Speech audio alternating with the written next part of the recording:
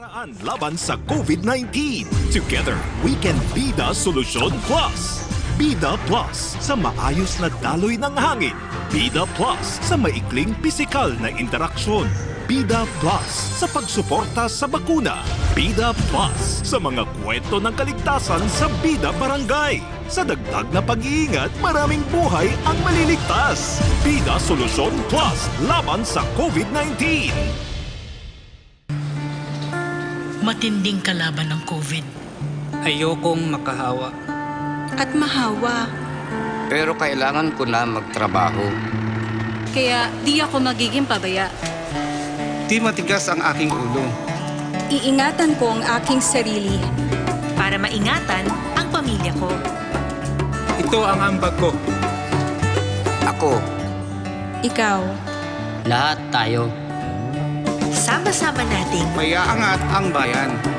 Basta't sama-sama tayo. Sa pag-ingat buhay. Para sa ating hanap buhay. Mask, hugas, iwas.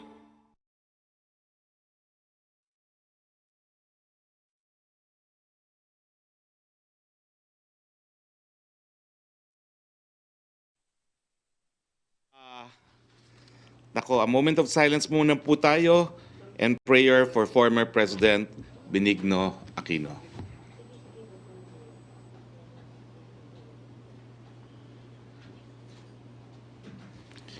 We commiserate po and condole with the family and loved ones of former President Benigno Simeon Noynoy Aquino III as we extend our condolences on his untimely demise.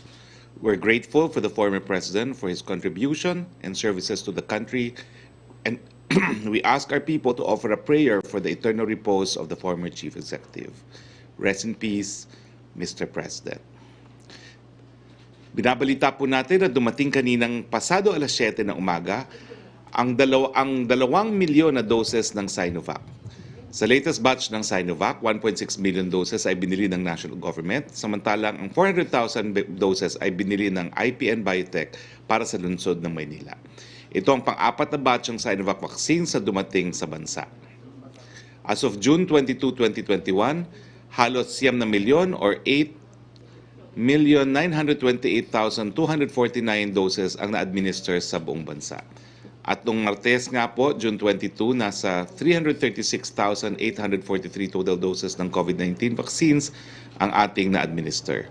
Kaya inasahan na maabot natin ang 500,000 daily vaccination rate natin sa target. Sa Quezon City, as of June 23, 2021, 8 a.m., nasa 526,542 or 33.97% ng 1.7 million Quezon City residents ang nakatanggap na ng first dose. At noong June 22, nakapag-administer ang Quezon City ng 41,826 doses na beat ng Quezon City ang sarili niyang record twice. Sa Manila, nasa 35,572 ang kanilang nabakunahan noong Martes, June 22. All-time high po yan. Talagang parami ng parami ang nababakunahan. Masasabi natin na on track po tayo na maabot ang ating population protection or containment sa huling bahagi ng taon. Ulitin ko, 2 doses dapat. Libre po ang mga ito. Kailangan makakuha ng parehong dose para magkaroon ng pinakamataas na proteksyon laban po sa COVID-19. Kaugnay nito, mali ang projection ng isang UK think tank na ang Pilipinas sa huling bansa sa Asia na makakamit ang herd immunity. Mukhang hindi nila na-update o hindi na-factor ang pagdating ng bultong-bultong bakuna natin. Nagsimula tayong ng kakaunti dahil sa limitadong supply ng Sinovac at AstraZeneca. Ngunit tandaan natin na tuloy-tuloy na ang pagdating ng mga supply ng bakuna. As of June 24, 2021, ayon sa NTF, mahigit 16 na milyon or 16,205,876 doses na ang dumating. Kasama na rito ang 2 milyong Sinovac doses na dumating kaninang umaga. Sa kaugnay na bagay, sa delayed delivery ng 50,000 Sputnik V Component 2 vaccines, nakatanggap ang National Task Force ng formal na komunikasyon mula sa Russian Direct Investment Fund na nag-inform na magkakaroon ng delay dahil sa ongoing upgrades at latest developments sa Sputnik V. Naabisuhan na ng NTF ang mga local governments na ma-reschedule ang pagtanggap ng second dose ng kanilang constituents. Wala man po dapat ipakabahala. Ayon sa Health Technology Assessment Council o HTAC, kanilang nirekomenda na ang pagtanggap ng 2 doses ay at least 21 days apart. Nagpahayag din ng Gamaleya Institute sa pamamagitan ng Russian Direct Investment Fund sa ating Food and Drug Administration ang kanilang nais na amindahan ng interval period ng 2 doses ng Sputnik V mula sa minimum na 21 days at gawin itong 90 days. Pinag-aaralan na ng FDA ang request nito. Kasama sa mga lugar na bibigyan prioridad sa pagbabakuna, liban sa NCR Plus, ay ang Plus 10 na tinatawag. So, meron po tayong NCR Plus 8 Plus 10. Ano po yung Plus 10? Ito po ang Bacolod, ang Iloilo, ang Cagayan de Oro, ang Baguio, ang Zamboanga, ang Dumaguete, ang Tuguegarao, ang General Santos, ang Naga, at ang Legazpi. Ang naging basehan ay ang tumataas nilang mga kaso or surging cases, ang kanilang pagiging highly urbanized at dense environment, at kanilang kontribusyon sa regional or national economy. Samantala, kasama ko kaninang umaga sa Lakeshore Mega Vaccination Hub sa Taguig City at kahapon sa Soler Vaccination Hub sa Parañaque City ang mga medical experts mula sa Israel Ministry of Health. Sila ay naririto para mag-obserba at magbahagi ng kanilang insights kung paano pa natin mapapaganda ang ating COVID-19 response, mitigation at vaccination strategies. Tignan po natin ang ilang mga larawan. Itong larawan po ito ay kahapon sa Soler, no? Ang kanilang feedback po, pinakamagandang vaccination site ang nakita nila sa Soler. Tapos, ang mga susunod na larawan po, sa Soler pa rin po yan. Ito po yung area ng kanilang registration. At ito naman po, yung press conference na ginawa ng ating mga Israeli mga kaibigan kanina po sa Taguig. COVID-19 updates naman po tayo. Ito ang ranking ng Pilipinas sa mundo ayon sa Johns Hopkins. Number 24 pa rin po tayo sa pagdating sa total cases. Naku, mabuting balita po to. Naging number 28 na lamang tayo sa active cases. Bumaba po ang ating active cases, kaya tumaas ang ranking natin. Number 131 po tayo sa cases per 100,000 population at number 90 po tayo sa case fatality rate na 1.7%. Meron tayong 4,353 na mga bagong kaso ayon sa June 23, 2021 datos ng DOH. Salamat sa ating medical frontliners dahil lalo pang tumataas ang ating recovery rate. Ito ay nasa 94.6%. Nasa 1,298,442 na ang bilang ng mga nakarecover. Samantalang malungkot naming binabalita na nasa 23,928 ang binuwi ng buhay. Nakikiramay po kami sa mga naulila. Nasa 1.74% ang ating fatality rate. Puntahan naman po natin ang kalagayan ng ating mga ospital. Puno na buhok ating mga ospital. Well, sa NCR po, ang ating ginagamit na ICU beds ay 44% lamang. Ang ginagamit nating isolation na beds ay 39% lamang. Ang ward beds ay 33% lamang at ang ventilators ay 29% lamang. Sa buong Pilipinas, ang ating ginagamit na ICU beds ay 57% lamang. Ang isolation beds ay 47% lamang. Ang ward beds ay 44% lamang at ang nagagamit na ventilators ay 36% lamang. Now, makakasama naman natin po muli si Dr. Father Nick Austriaco. Sir, actually, talagang kayo lang po ang nagbigay sa akin ng eksplanasyon at sa buong Pilipinas kung bakit importante yung tinatawag ninyong containment at saka population protection. Ngayong mayroon pong mga ilang lugar na nagsusurge na pinangakuan na rin natin na mabibigyan ng prioridad at mas maraming bakuna, pursuant do sa sinatabi nating NCR plus 8 plus 10, pakisabi po, no? Unang-una, no? Tama ba ho na patuloy pa rin nating bibigyan ng prioridad ang Metro Manila plus 8? At pangalawa, bagamat talagang kasama naman po sa strategiya ang pagbibigay ng mas maraming bakuna sa mga areas na nagsusurge, ano pong payo ninyo dun sa mga syudad at probinsya na nagkakaroon ng surge sa mga nakalipas na araw? Dr. Father Niconar Austriaco, the floor is yours. Thank you. Good afternoon, Sec. Harry. So what I will do, thank you again for the kind invitation to return to the Malacanang press briefing. So when I prepared this press briefing yesterday, it was the NCR plus 8 plus 8. I've been talking about the NCR plus 8 plus 8 for the last week, and I'm grateful to see that the Philippines has adopted an NCR plus 8 plus 10. And let me explain. So what I would like to do today is to speak about the long-term vaccination strategy for our country. And I would like to consider the predictions that some experts have made that the country will reach herd immunity in 2023. And I want to ask, is this something we should really be worried about? Now, I'm going to review some of the material I presented last week. So we have to understand the virus's attack strategy. So if we're going to protect ourselves, we have to know the enemy. How does the enemy attack the Philippines? And so this is the pandemic curve for our country. And as you've noticed, you may not have noticed, but in the surge in August last year, there are actually two peaks, one for the NCR, and then immediately after there's the provinces. You see the same thing now. So you see the NCR again, and we have the provinces. And what I pointed out last week is that the variants will spread around the country like ink in a glass of water, but they always enter the country in the NCR. And we see this now happening 3 times.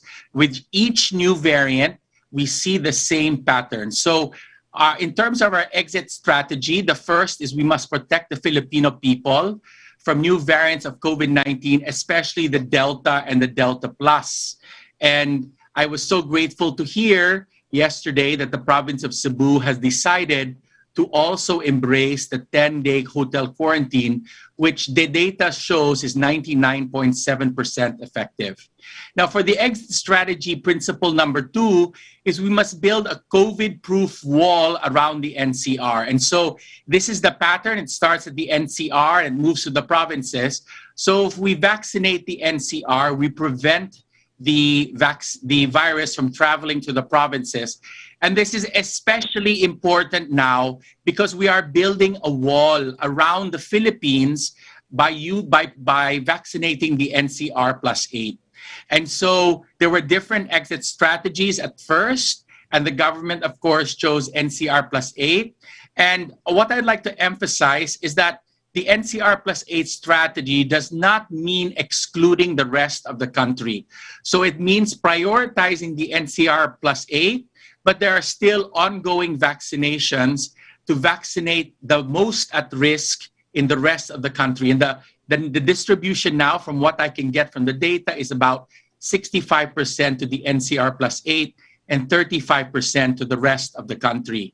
So we've talked before about containment and herd immunity. So containment is 40% to 50% of the population, and herd immunity 70% to 80%. And containment will protect us against future surges.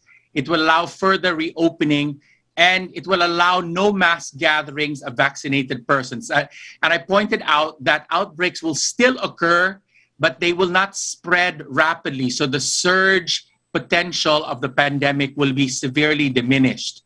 And the experience of Israel is that if you get the daily attack rate below 1 in 100,000, then you can begin to remove the mask. And this would mean about 100 new cases per day in the NCR. And as of last week, we are currently around 700 or 800 new cases per day.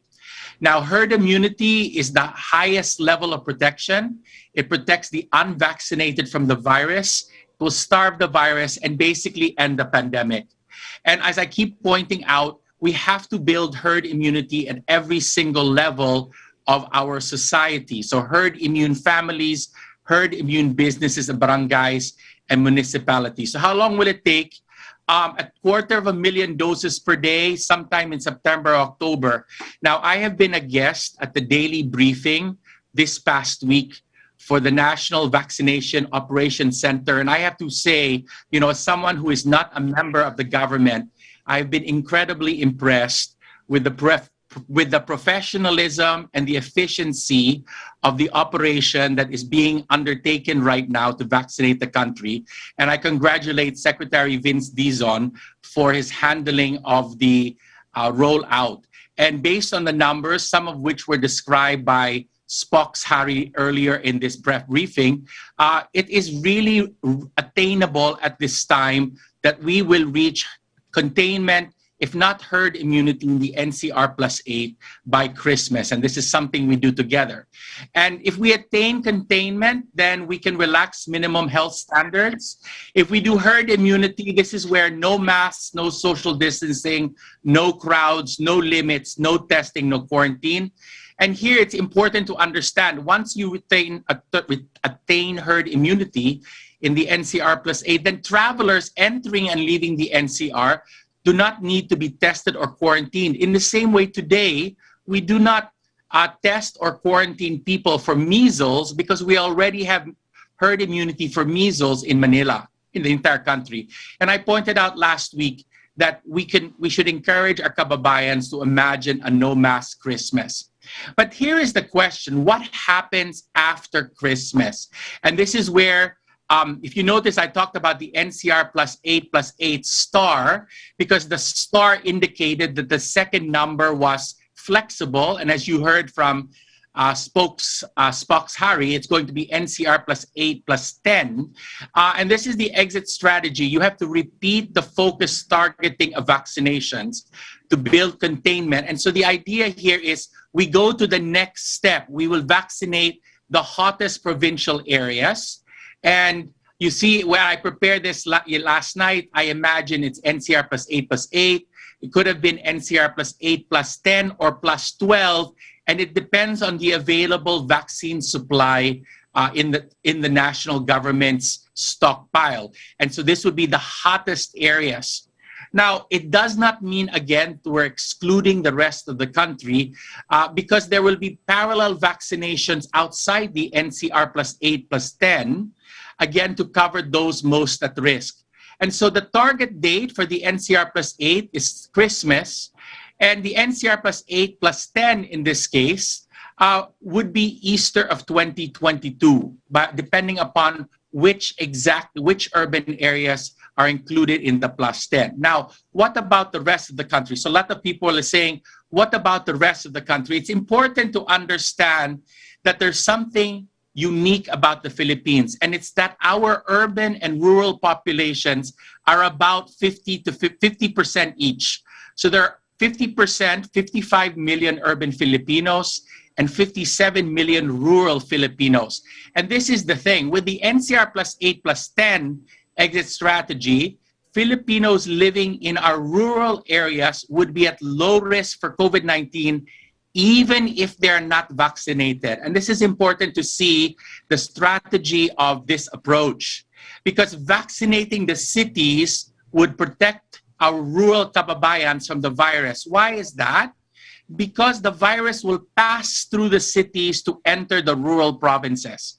They cannot travel from India to a very remote part of the Philippines. They must pass through the NCR, and then from the NCR to one of the urban areas in our province, and then from there to the rural area. So if you build a COVID-proof wall around the cities, it is actually a wall around our entire country. And I think this is so important to emphasize, that to focus on the urban areas, to focus first on the NCR plus 8, then the NCR plus 8 plus 10, is to build a wall around the entire country, because it will allow even our non-vaccinated kababayans to live safely, because they are protected by those who live in the cities who are themselves vaccinated. And so in effect, our immediate goal today as a country is cities-wide herd immunity. It's not the country-wide herd immunity, but the cities-wide. So when people will ask, well, what is the percentage of Filipinos that need to be vaccinated? Yes, as the UK experts pointed out, we have 112 or so million people, and 70 to 80% of those have to be vaccinated. But you can see we will go far in vaccinating a herd immune. If we can build herd immunity in the 55 million Filipinos who live in our cities, that will go far in protecting the rest of the country.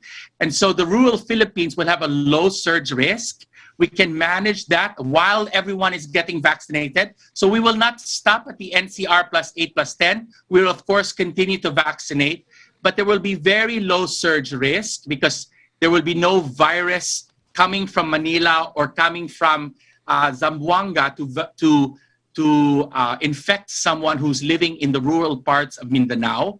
And if the ADAR for these regions is less than 1 in 100,000, we could even consider relaxing minimum health standards because they are already protected from the rest of the country. So you notice, even without countrywide herd immunity, so countrywide herd immunity is probably 2023, but even without that, many regions of our beloved country will return to the old normal, hopefully by the middle of next year. Again, there is a big question mark here because this is all contingent on us preventing the Delta or the Delta Plus variant from entering the country. This must be the primary goal of everyone in the country right now, is to prevent the entry of that. And this is our hope and our prayer. Let us do it together. Thank you so much. Yes, bago po tayo magpatuloy, yung ating plus 10 po refer to cities, no? So, I repeat po, yung ating plus 10 ngayon ay Bacolod City, Iloilo City, Cagayan de Oro City, Baguio City, Zamboanga City, Dumaguete City, Tuguegarao, General Santos City, Naga City, and Legazpi City. Lahat po yan ay mga syudad. Okay, so maraming salamat, Father. As usual, napaka educational nung inyong presentation at napakadali pong maintindihan, no? So yan po yung sagot doon sa strategiya na ginagawa natin. Hindi po natin sinasabi na less important yung mga ibang lugar, kaya lang importante po talaga para makamit ang containment sa buong Pilipinas na makontain natin kung saan talaga matataas ang kaso ng COVID to begin with, no? Pero gaya ng sinabi ko kanina, ang ating polisiya ngayon po is to give priority to not just Metro Manila, not only the 8 original areas, ngayon po meron na tayong plus 10 cities na nakaka-experience po ng mga surges, including Iloilo City. Okay, punta na po tayo sa ating open forum. Yusek Roque, go ahead please. Yes, good afternoon, Secretary Roque. Question from President Katarong of SMNI News. Hinihiling po ni Cagayan de Oro 2nd District Representative Rufus Rodriguez sa pamahalaang nasyonal na magpadala ng higit na 20 ventilators sa CDO sa gitna ng patuloy na pagdami ng mga pasyente sa mga ospital kasabay ng pagtaas ng kaso ng COVID-19. Ano ang tugon dito ng palasyo at ano-anong tulong ang ipapagkaloob ng national government sa Cagayan de Oro at iba pang parte ng bansa na may matataas na kaso? Well, dalawang specific tulong na po, no, na included na po ang Cagayan de Oro sa plus 10. So they will be given more vaccines. Tapos po yung hinihinging ventilators, wala naman pong problema yan dahil mababa ang actual usage natin ng mga respirators. So kukunin lang natin yung mga respirators na ngayon po ay hindi ginagamit sa ilang mga lugar to augment yung pangangailangan ng mga lugar na merong surges, no? Thank you, Secretary. Punta tayo kay Mela Lesmoras, please. Mela. Habang wala pa si Mela, siguro we have another question from Yusek Roque. Yes, Secretary. Go ahead, please. Question from Chris Jose of Remate Online. Reaction daw po sa panawagan ng MMDA na dapat manatili pa rin prioridad ang Kalakhang Maynila sa bakuna laban sa COVID-19 dahil ito ang pinakamadaling magkaroon ng hawahan ng Delta variant. Bukod pa sa Metro Manila, ang sentro ng komersyo, negosyo at pangunahing port of entry. We agree po with MMDA Chair at saka yung siyensya na pinakita sa atin ni Doc kanina, yan po ang dahilan kung bakit para makontain po yung pagkalat sa buong Pilipinas dahil sentro nga po ang Metro Manila ng hindi lang po ng transportasyon kundi na rin ng kalakhan at saka yung movement ng tao, importante po na makontain muna dito sa Metro Manila kung saan naging pinakamataas talaga naman po ang numero ng coronavirus. Second question niya, ano daw po ang masasabi ng Malacanang sa pahayag ng ilang senador na hindi nila masisisi ang ilang Filipino na maghaka-haka na malaking racket lang o negosyo ang face shield matapos na ipag-utos si Pangulong Duterte ang mandatory na pagsusuot ng face shield?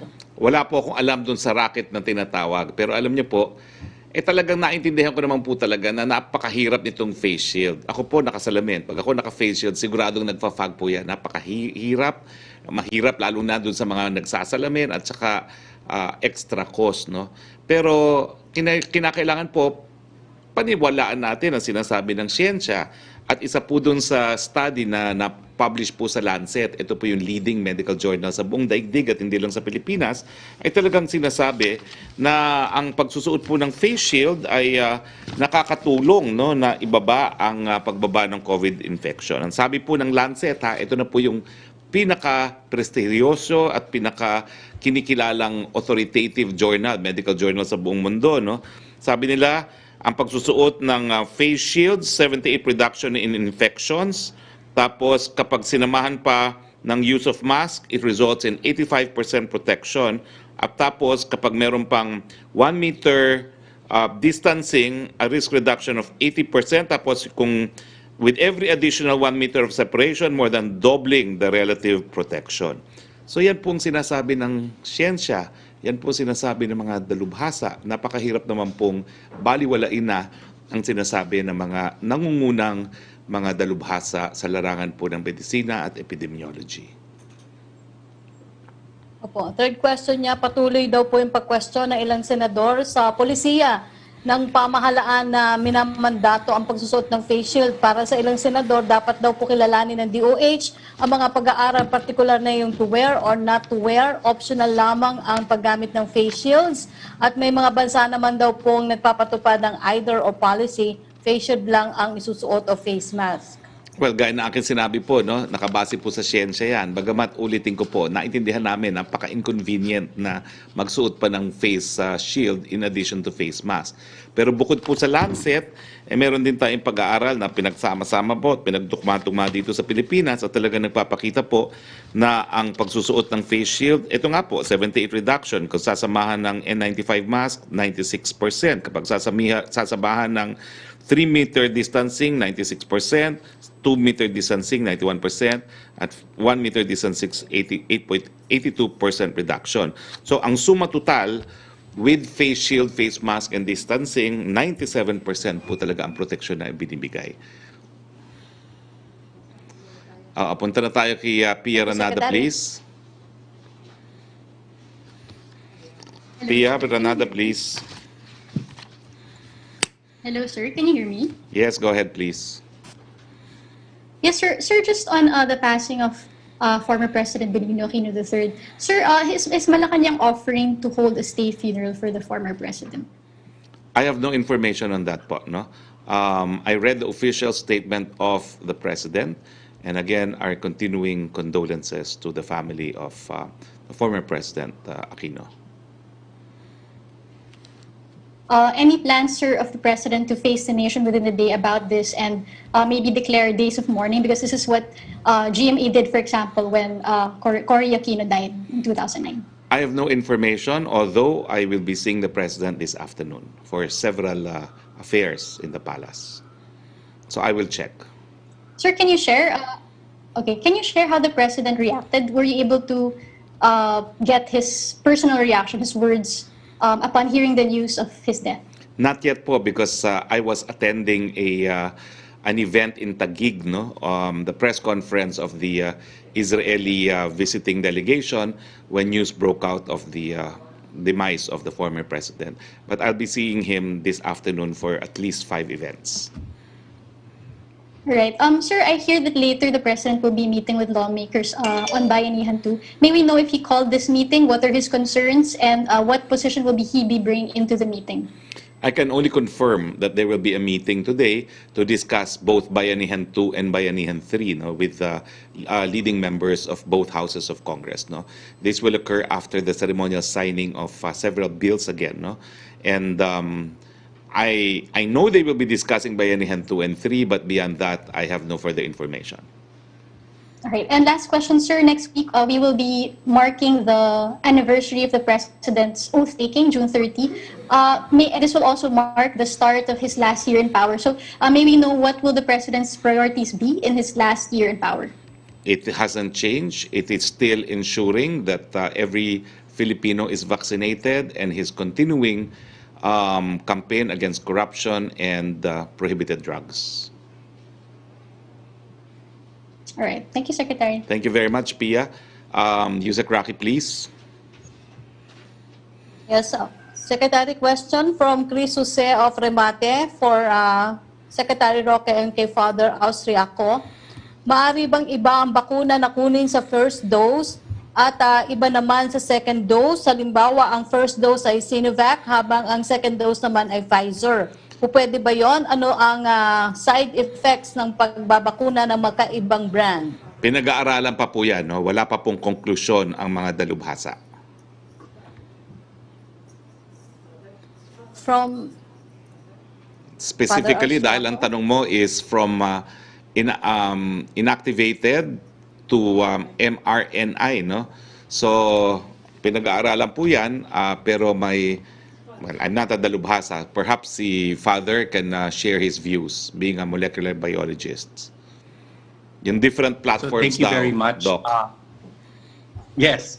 So there are ongoing clinical trials throughout the world that are mixing and matching both inactivated virus with mRNA vaccines or vice versa, or adenovirus and mRNA vaccines. The initial data from the United Kingdom shows that when you mix and match two doses, the side effects are actually more challenging after the second dose than if both doses are the same from the same brand. We are waiting the data for the immune response of the mixed dosing strategy is expected to be published in the next 2 or 3 weeks. At that point, we will be able to tell whether or not there's a change in the efficacy of the vaccine strategy, depending if you mix or match. And at that point, the FDA of the Philippines will have to decide how if we will change anything. Thank you, Father. Question from Laila Salaver of Inquirer.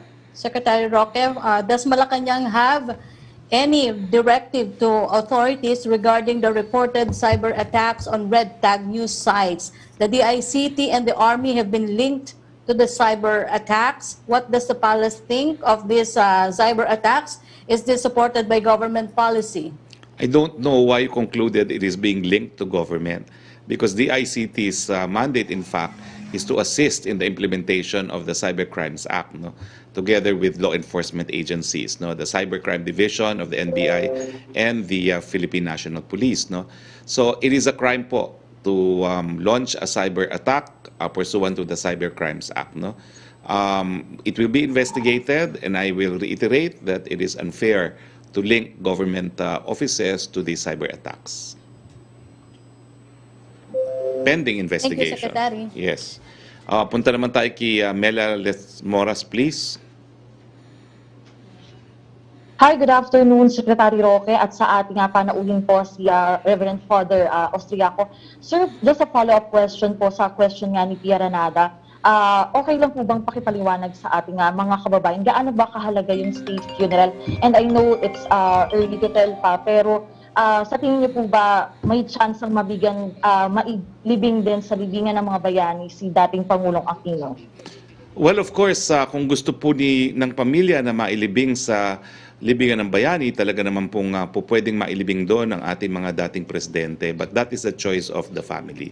As far as yung iba mo pang tanong, sabi ko nga po, I was almost late for this press briefing because I spent the whole morning in Taguig, and I've only had a conversation with Executive Secretary Medialdea, no, on the official statement which I just read.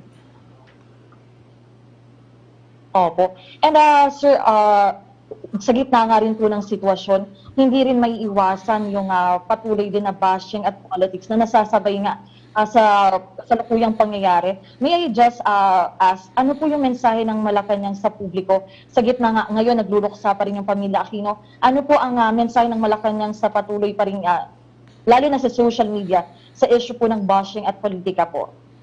Well, alam niyo po tayo mga Pilipino, meron tayong mga kaugalian. At isa sa talagang kaugalian natin ay nakikiramay pag meron pong namatayan sa pamilya. So igalang po natin itong kaugalian natin dahil alam niyo naman po, nangyayari yan sa lahat ng mga Pilipino at alam natin kung ganong kasakit ang mga pangyayaring ito.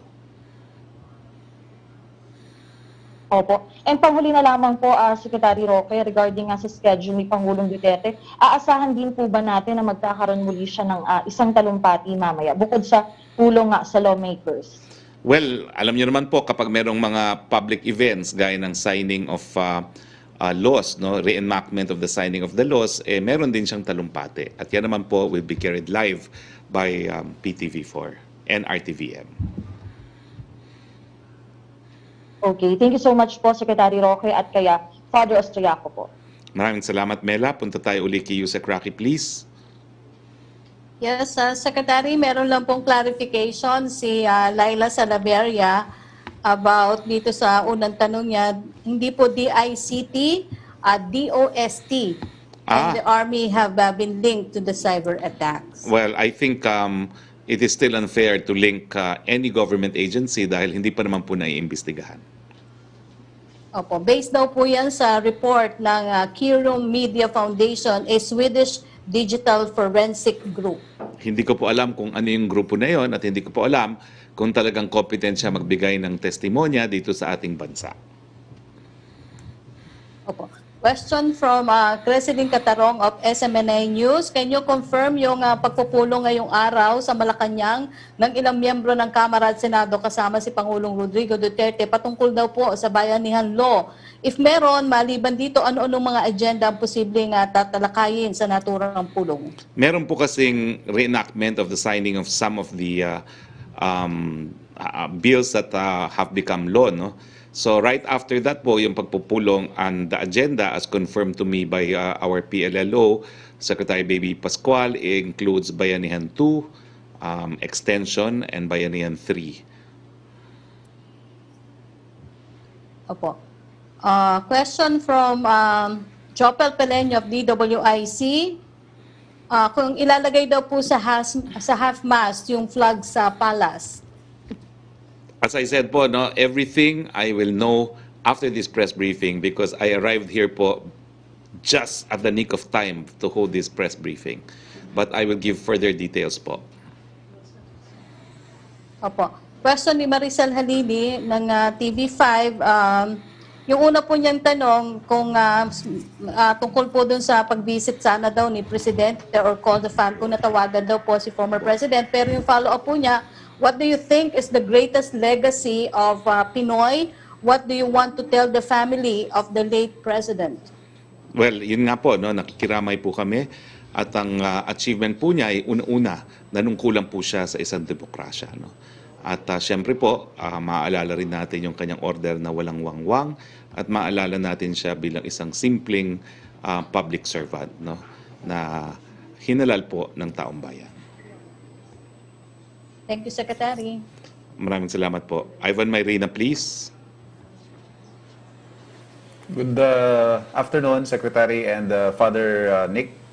Dr. Father, my first question is for you, sir. Sec, if I may. Go ahead, please. Yeah. Dr. Austriaco, sir, you said that the scenario of us celebrating Christmas without masks is contingent on us preventing the entry of the Delta variant into the country. In your opinion, are we doing enough to make that happen? And yes, we are now tightening our borders. We are implementing strict quarantine protocols. But in terms of the other aspects of our COVID response, like, for example, testing, our treatment facilities, and all the other aspects of our response, are we doing enough? And what should the government be doing now should a surge caused by the Delta variant happen? So thank you for that question. The government has successfully stopped 17 cases of the Delta variant from entering community transmission in the Philippines, and I'm grateful for that achievement.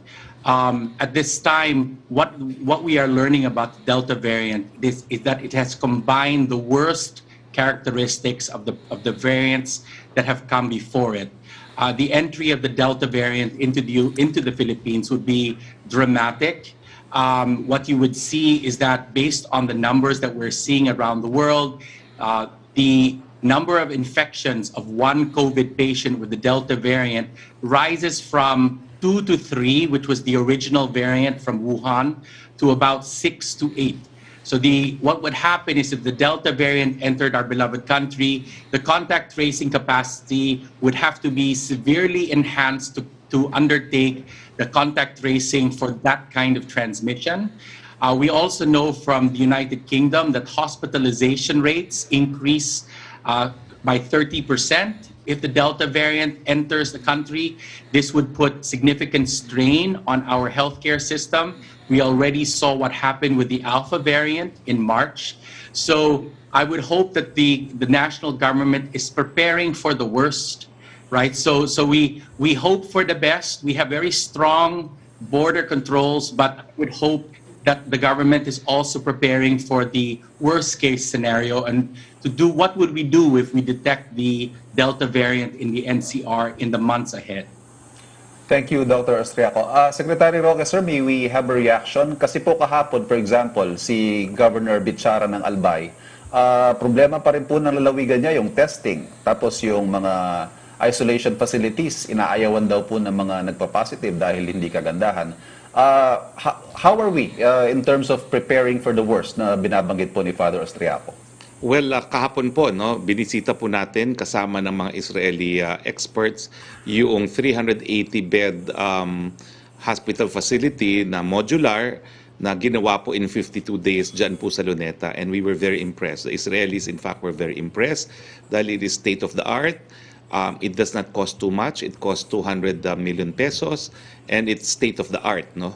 At ang naging conclusion nga ng mga Israelis at pati ng mga nagpunta ron ay this is the way to prepare po for the worst with the Delta variant and the Delta Plus variants. Mas marami talagang mga hospital para pangalagaan, yung mga moderate hanggang serious and critical.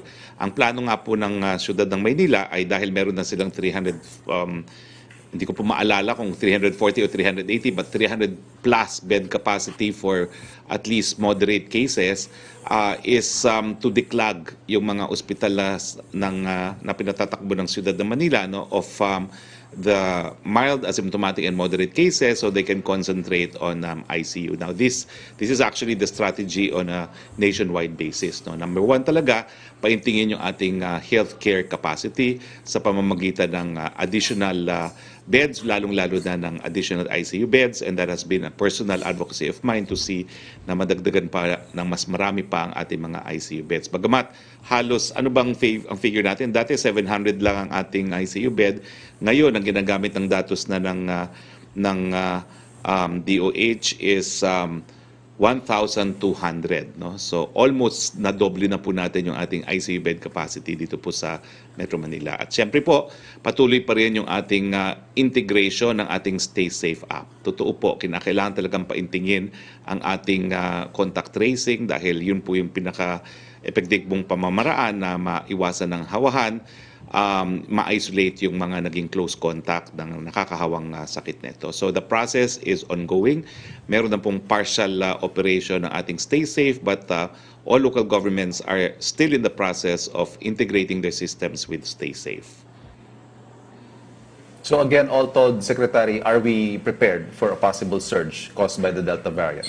Well, we are doing what are necessary para po paghandaan ang pagpasok nitong mas nakakahawa at mas nakakamatay na Delta variant.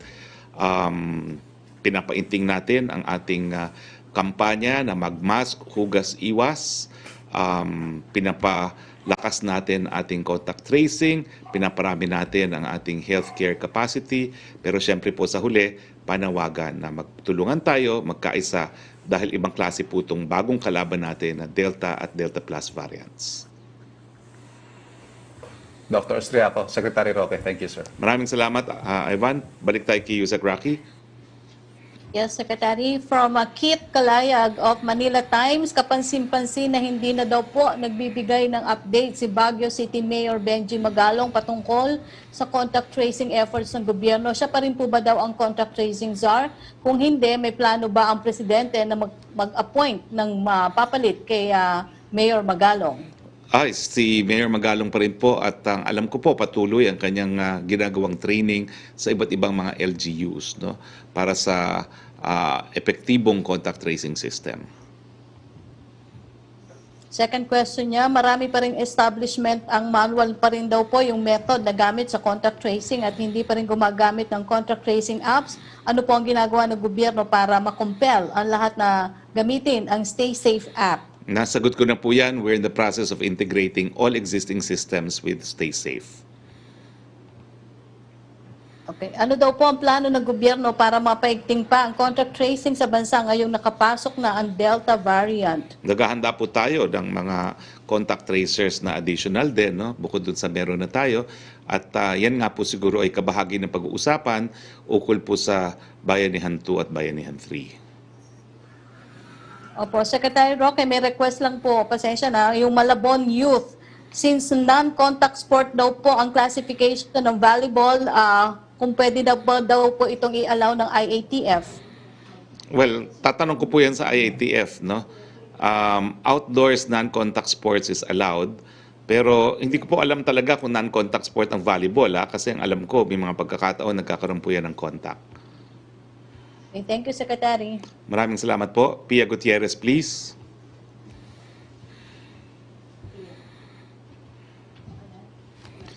Pia Gutierrez, please. Hi, sir. Magandang hapon. Yes, go ahead.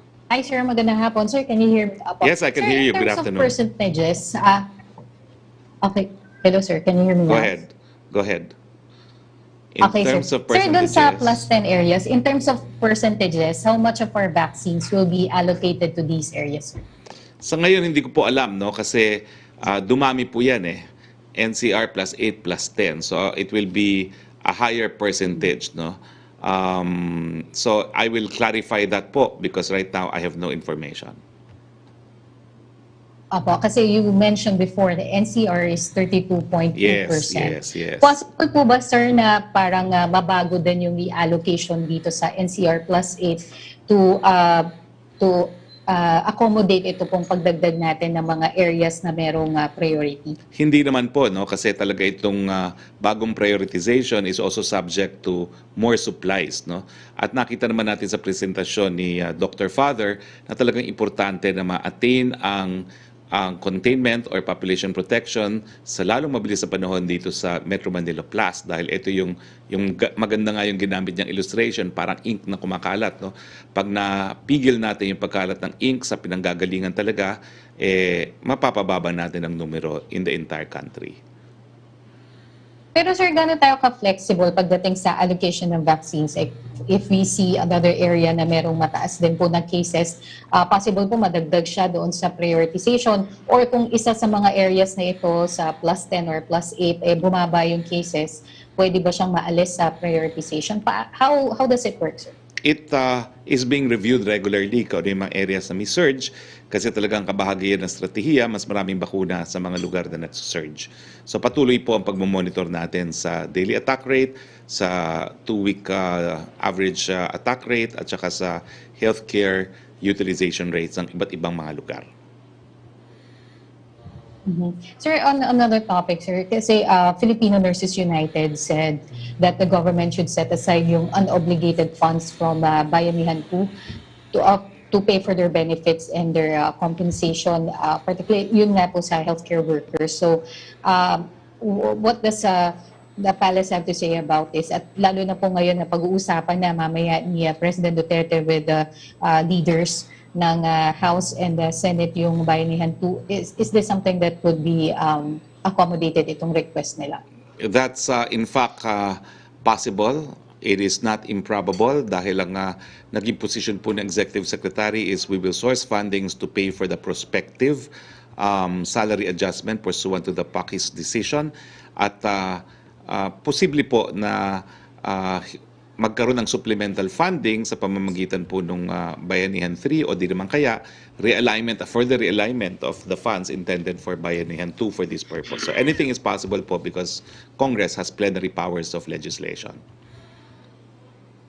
Okay, sir. Sir, last question na lang po. Has the President taken his second dose po of the vaccine? Lagi ko nakakalimutan tanungin. Mamaya isusulat ko na talaga yan. Tanungin ang second dose. Kasi pag nakikita kami, dami namin pinag-uusapan. Nagagalit na nga sa akin yung mga kasama ko pag nagpupunta kami ng Davao dahil umaalis na kami ng Davao ng midnight na halos, no, because sa mga dami ng tanong. So, mamaya talaga I will put a note to myself, second dose. Okay? Alright, sir. Thank you po. Maraming salamat po. Yes, Yusek Roque. Thank you, Pia. Yusek Roque again, please. Opo. From Tina Mendez ng Philippine Star, may reports daw po that flyers are being distributed saying that vaccines being administered in certain areas are fake. Some people decided not to pursue their vaccination at SM MOA in Pasay City today after getting the flyers. What is the government doing about this disinformation? Will the government allow this to continue, further fueling distrust and hesitancy on vaccine versus COVID-19? Kalokohan po yan. Lahat po ng bakuna, ligtas at epektibo. At yung mga nagpapakalat po ng ganyang mga fake news, titignan po natin kung anong po pwedeng gawin nila. Dahil tandaan nyo po, we are in a state of public emergency. Thank you, Secretary. Okay, maraming salamat. Punta naman tayo kay Melo Acuña, please. Good afternoon, Mr. Secretary. Para po sa inyo, nabanggit po ni Secretary Carl Kendrick Chua kahapon sa 42nd National Conference of Employers na meron lang in place na recovery programs at kailangan na lamang na ipatupad ito upang makaangat ang ekonomiya. Would you be more specific as to the strategy of the government to make this recovery programs work at the soonest possible time? Hindi naman po nagbabago yan. No? Yung provision ng fiscal and monetary support to the tune of trillions, yung pagpapalawak po ng ating vaccination program at saka siyempre yung pagpapainting po ng ating minimum health protocols at yung ating tinatawag na prevention, isolation, detection and treatment protocols, no? Dahil kinakailangan makontrol ang virus, mapababa ang numero, mapagpatuloy ang bakuna nang maiwasan ang magpagkakasakit at pag nagawa po natin ito, mas magbubukas ang ekonomiya na magreresulta sa mas malagong ekonomiya. Meron na po bang statement ng Malacanang sa pagkasawi ng 3 piloto at 3 crew ng bumagsak na Black Hawk samantalang merong proficiency flight kagabi sa gitnang Luzon? Wala pa po akong balita dyan, but I will verify and come up with a statement in the afternoon after verification po. Thank you very much. Para po kay Father Nick Austriaco, magandang hapon po, Father Nick. Nice to see you again. May isa lamang po akong tanong sapagkat kahapon nabanggit do sa National Conference of Employers na isang safety risk ang paggamit ng face shield sa loob ng manufacturing plants. May I have your idea kung makasasama bang magkaroon pa ng face shield sa loob ng mga pabrika na mayroong manual na ginagawa yung ating mga manggagawa? So as Secretary Harry pointed out, there is scientific evidence that supports the use of face shields, eye protection actually, to decrease transmission of the virus. For various particular situations, you have to have a risk-benefit analysis. So you have to decide, is the risk and the benefit, which one works out? And then the IATF has the responsibility of discerning and deciding what those relative risk and benefits are for a particular workplace, especially, for example, in a workplace where you need other face protections for something else. I see. But will this not in a way affect the productivity of our workers in the manufacturing sector? Well, again, I'm not sure. To answer your question, it will depend on the particular sector, the particular factory that's involved, because there could be adjustments made to the manufacturing and production line that compensates for the use of face shields. Thank you very much, Father. Thank you very much, Secretary Harry. Thank you, Good Melo. Back to you, Sec. Roque, please. Secretary, yun na po yung lahat ng nakuha nating question ngayong araw. Okay, maraming salamat kay Father Roque. Sir, wag kayong magsasawa sa aming mga imbitasyon, pero maraming salamat po. Maraming salamat kay Sec. Roque at maraming salamat sa lahat ng ating kasama sa Malacanang Press Corps. Sa ngalan po ng inyong Presidente, Rodrigo Roa Duterte, ito po ang inyong Spokes Harry Roque nagsasabing nakikiramay muli kami po sa pamilyang Aquino at maraming salamat sa serbisyo niyo po, Mr. President Noynoy Aquino. Magandang hapon po sa inyong lahat. Matinding kalaban ng COVID. Ayokong makahawa. At mahawa. Pero kailangan ko na magtrabaho. Kaya di ako magiging pabaya. Di matigas ang aking ulo. Iingatan ko ang aking sarili. Para maingatan ang pamilya ko. Ito ang ambag ko. Ako. Ikaw. Lahat tayo. Sama-sama nating Mayaangat ang bayan. Basta't sama-sama tayo. Sa pag-ingat buhay. Para sa ating hanap buhay. Mask, hugas, iwas. May